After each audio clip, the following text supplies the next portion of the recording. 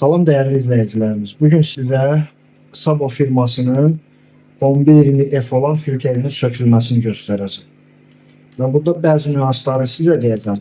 Bu həm şəlalə filtr kimidir. Yəni gördüyünüz kimi şəlalə filtr kimidir. Həm də burada trubkası var. Adi filtr kimi hava da vurabilir.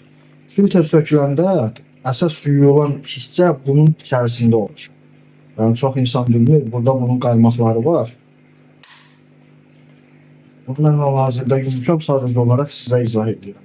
Bu filtr məsələn bu akvariumun içərisindədirsə, suyun belə şəffaf olmağını istəyirsinizsə, bunu bu qubqanı və ya da filtrin hər hansı bir hissəsini akvariumdan götürdüyünüz su, hansı ki su dəyişikliyi eləyəndə dip çəkimində yox.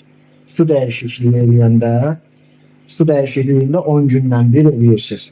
20-30% suyu dəyişirsiniz. Suyun hamısında dəyişmək olmaz. Hamısında dəyişmək düzgün deyil. Burada olan biobalans pozulur. Həmin bu qubqanı və yaxud da filtrin hər hansı bir hissəsini akvariumun öz suyunda yuyur. Akvariumun öz suyunda yuyandan sonra bunu əlinizlə qəşəng sıxırsınız, belə yuyursunuz.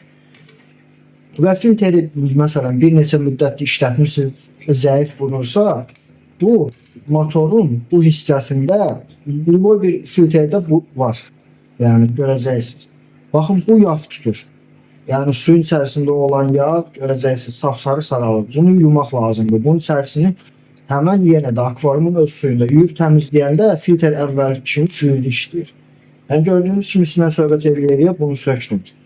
Sökülməsi çox rahatdır. İstər bu filtr olsun, istər fərqi yoxdur. Akvariumda istifadə etdiyiniz liboy bir filtr olsun.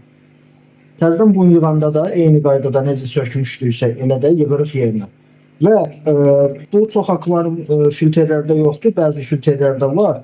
Hansı filtrdə varsa bunu çalışın düzgün taxın. Bu düzgün taxılmayanda, yəni görürsünüz axıra kimi taxmaq lazım. Düzgün taxmayanda sonra çox zəif düşür və bəzən işləməyə bilir.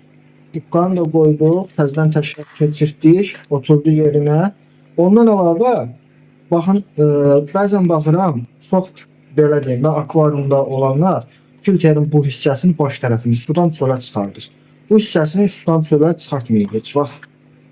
Bu çox filtrdə açılmır, məndə açılır. Burada motor var və motorun qabaq tərəfi gördüyünüz kimi boşdur. Bura akvariumun öz suyu olur, həmişə burada su olmalıdır ki, motor tez sıradan çıxmasın. Yəni bu necə deyərlər, belə deyim də, bunun soyutma sistemidir. Yəni buna da diqqət eləmək lazımdır. Bu kadar. Teşekkürler.